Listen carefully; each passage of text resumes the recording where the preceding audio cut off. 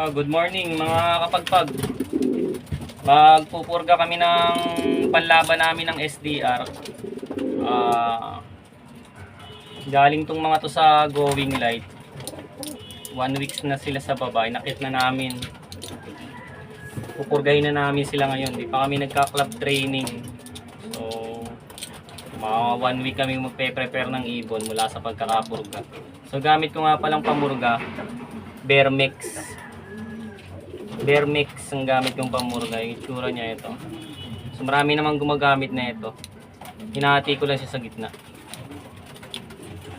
Hati lang siya sa gitna. So isang ibon, kalahati lang.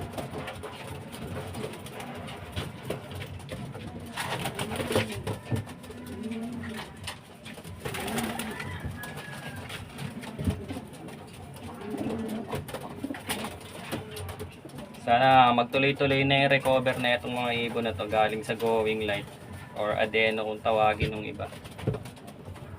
So, based lang sa experience ko to hindi ko naman sinasabi na tama.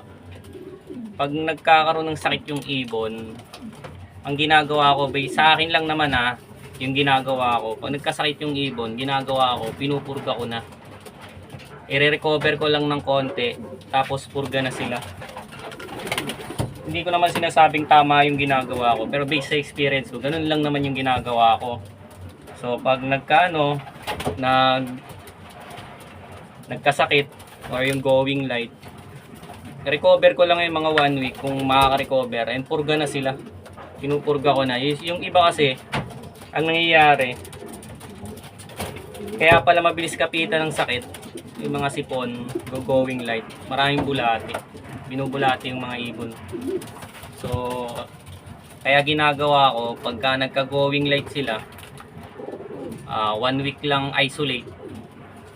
Lagay ko lang sa ibang area, tapos mo-monitoring ko. Pagkatapos ng 1 week nun, mag-full recover sila o hindi.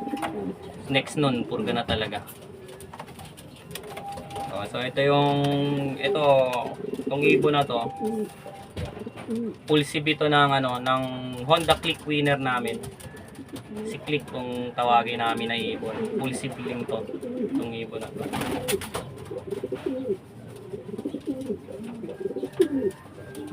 Sana magtuloy-tuloy na yung recover na ito pagkatapos mapurga. And then the next day, magpapaligo na kami. Force bath na kami sa mga ibon.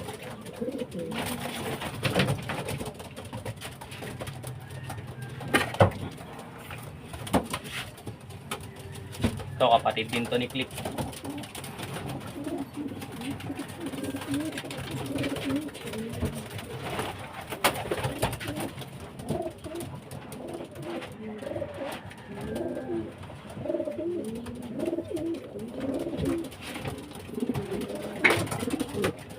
Ganun lang, based lang sa experience ko, yung ginagawa ko or yung parang program ko sa ibon.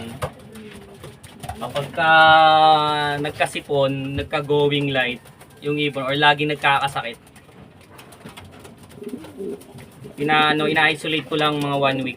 Pagka-isolate, purga na kagad. And sana makatulong sa mga fancier na yung mga newbie, kung paano kami kung paano ako magano ng ibon, yung mga nagka-Going Light, Going Light, Adeno, the Dex nun 1 week lang maka-recover siya o hindi. 1 week pupurgahin ko na.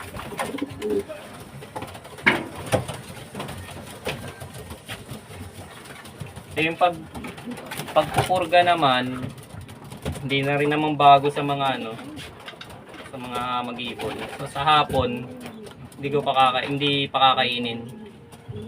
Tapos kinaumagahan, bibigyan na ng papurga.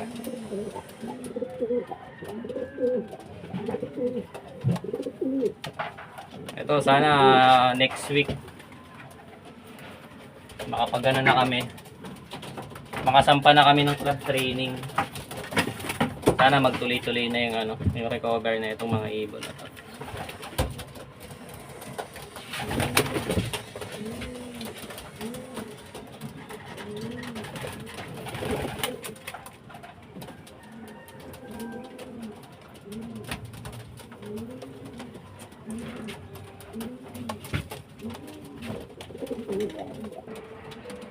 So, ayan na yung mga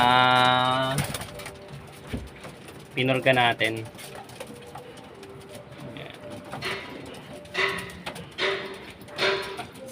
Sana magtuloy-tuloy na yung recover nila.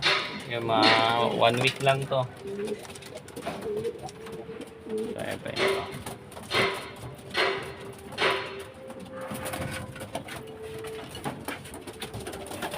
Ayan pa yung iba.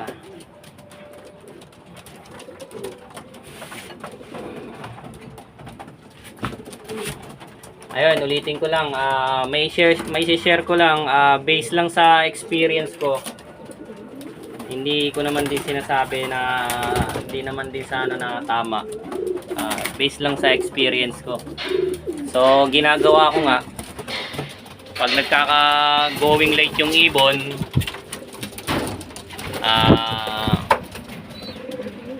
or adeno, or nagkakasakit sila, 1 week, i-isolate ko lang sila sa ibang lugar.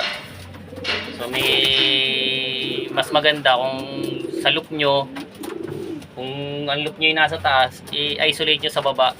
So meron kayong istaka ng ibon, doon na muna ninyo ilagay. Tapos 1 week lang, ang ibinibigay ko lang Belgasol sa tubig. Tapos ang patuka na ginagamit ko yung stag developer, yung durog. Puro yun lang muna yung patuka niya, tapos Belgasol sa tubig. 1 week lang, puro ganon. Tapos pagkatapos ng 1 week, makarecover sila o hindi, magbibigay na ako ng ng Vermex or pupurgahin ko na. The next day magpapaligo na ako ng ng gamit kong pampaligo Ceramide. So sa baka next day magpaligo na kami ng force bath. Ganun lang. Galing sa ang tips na may may tuturo ko.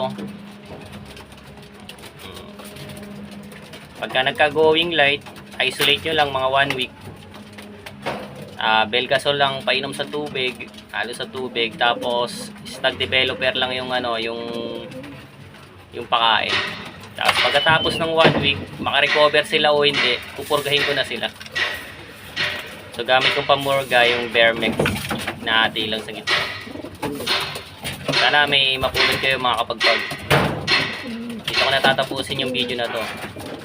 Peace.